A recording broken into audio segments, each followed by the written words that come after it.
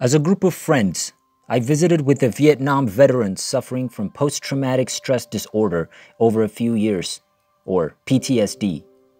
My offer to these men was one of encouragement. As their stories become accessible, I will listen to them. Part of our interaction was about assisting them in developing storytelling abilities and creating an environment with some spiritual qualities to allow them to reclaim their particular sense of spirituality.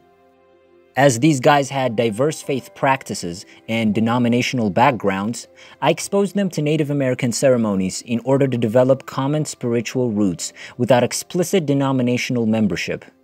It was vital to create a denomination-free environment as a matter of common humanity.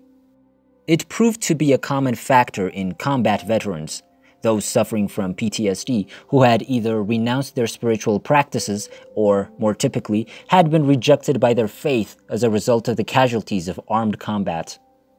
We individually provided compassion, empathy, and affection to those noble men and women, the veterans, as did the others in our company who visited them. My own habit was to fast on the Saturdays when we did get together. This helped me prepare to literally walk in blood with these amazing folks. On Saturday, November 14, 1992, we could meet with a small group with whom we'd been meeting for about 5 years. For whatever reason, the veterans called in and excused themselves for the day. Virgil C., the proprietor of the venue where we met and held our Saturday sweats, opted to keep the ceremony going for ourselves and our own purposes. I felt weight and soreness in the left side of my chest around 45 minutes into the sweat ritual, as though heat was collecting there.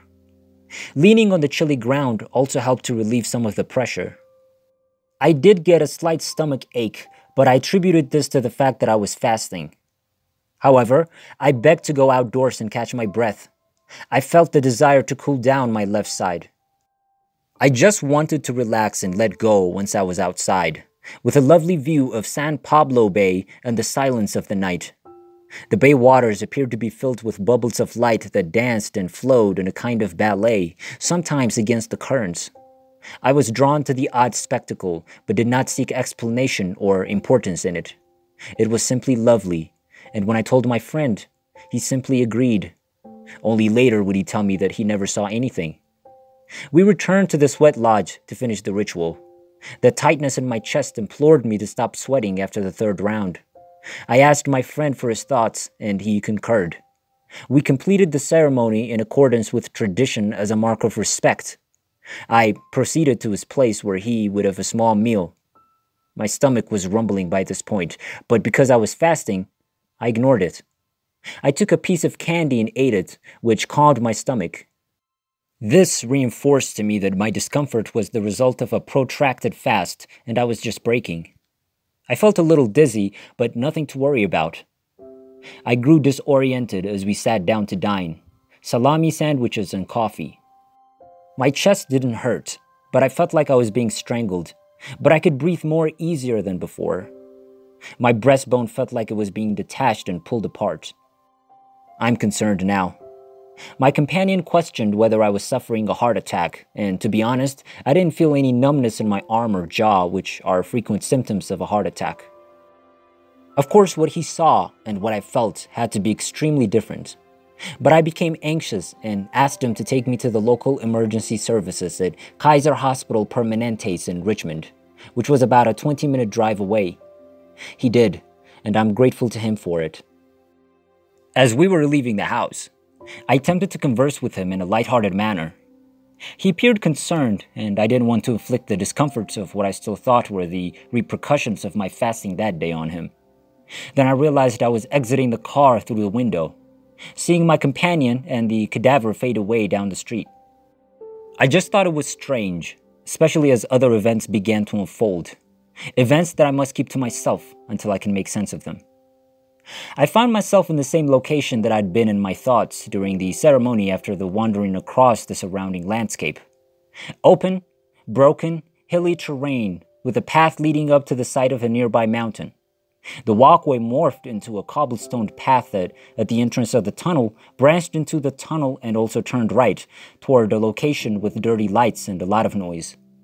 2 steps later, or so it felt, I'd walked a few hundred yards to the edge of a canyon that terrified me. It was an unpleasant, incomprehensibly nasty area full of ashes, barbed wire, and yellow-green sulfur-burning flames. Something inside of me stopped me, and I found myself inside the tunnel, where I could see a field full of stone people through the walls. An inner voice whispered quietly, "These are those who wait for the reality of intelligence, eyes lost in the distance, waiting for life as idea to become reality, as life went before them, free to be what it is." There was a silver of light at the end of the tunnel, or at the top of the stairs, and that's where I ended up. I believe I had a glimpse of my own death at that point, but I knew I couldn't cross a line I couldn't see. I fell backward as I turned to climb down the stairs and found myself on the other side of a gate that was not there. There was no escape. The site was a never-ending field full of grass and flowers of all colors, as well as trees that sung soft tunes, and they were all welcoming me. How about me? Who am I that they would do such a thing for me? I took a trail that led to a spot where dazzling lights shined, some kind of structure filled with thousands of people. They all shouted and greeted me. I was well aware that I was no hero or important figure, but they were overjoyed that I had arrived. Then, out of the brilliant lights, were members of my family. Many dear people we had lost over time, including my grandfather, aunts, uncles, cousins, and even others I only knew via photographs. And my childhood pals and their families, and they all rushed over to greet and welcome me. I couldn't make sense of what was going on, but I had a sneaking suspicion, I suppose, that I was dying. Then there were those beings whose muscles were made of fire rather than flesh. Fire is full of light and is contained within the shapes of legs, limbs, and so on. They greeted me, and after they all went, there were just 2 remaining. One that gazed at me, someone I knew or am bound to know, someone very important in my life, but it left, climbed above the treetops and waited.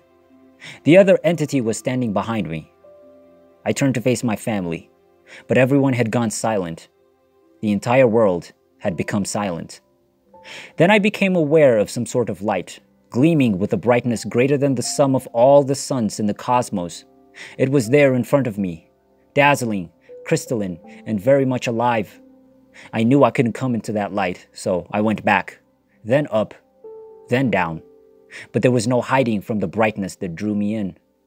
I now knew I was dead, and that whatever else was to come would happen now. This most holy being and spirit, whom no words can identify or describe, welcomed me into his arms. Then he inquired, "Are you finished?" I knew I was dead right away, and now I was being called to account for my short and insignificant existence, and I couldn't lie. In an instant that will stay forever, I saw my life, from conception to death, as a single, full, and inseparable event, not as distinct pieces of a jigsaw puzzle. And I realized my life was complete. I was finished. The light, this most holy spirit, embraced me in a way that will haunt me till the end of my days and beyond. I knew love for an infinite amount of time, and I knew I loved myself more than words could express. Just immensely loved, and I saw through spirit's eyes what spirit sees. There's no mind to comprehend that vision. It simply is. The speaker then inquired, "Is there anything else you'd like to do?"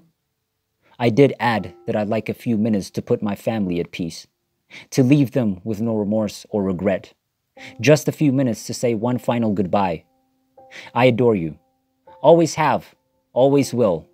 No matter what our challenges, foolish disagreements, angry tiny moments, nothing has ever deterred us from loving one another. "Go," said the one who was above all names as he released me from his hug. "No," I answered. And I was scared. I had said no to what was most sacred to me. I realized there was no way I could live without him. My want for him outweighed my small little anxiety. "Go," said the light. "No," I replied. "Go," said the light, and I began to feel a distancing, a separation. But there was something else that the light offered me to observe as a gift, Perhaps what resides within my own heart and soul as to what the faith I embrace promises. And I also recognized that there is a point, or a position, beyond which one must not cross, because doing so renders everything else definitive. I've kept some of these visions and feelings to myself. I'm conscious that I can't explain or give meaning to them. And I can't hunt for answers from others, since their explanations inevitably devolve into meaningless supposition, which is excruciatingly uncomfortable. I believe that understanding that being human entails being much more than we have allowed ourselves to be, and that there is so much possibility that we deny ourselves as we become locked into being rational, is essential. I'm constrained by rational proof. This NDE experience is both a blessing and a curse. As a minister, although of minor clergy, I've had to reconcile as much as possible with tradition and teaching as expressed by my denomination. And the truth is that nearly no one can be questioned in order to find the phrases with which to approach an answer. I quit the ministry for 10 years, embracing the search for an answer. Unfortunately, there's no such thing as an answer, and no actual answer exists. I've lived on a Native American reservation, looked for saints and holy individuals in other ways, and primarily found emptiness and supposition in the name of faith. I discovered that I preferred solitude over wasting time reciting a story. An NDE is not a mandate or commissioning to holiness. I, like any other human being, can profess holiness without ever having been touched by the sacred.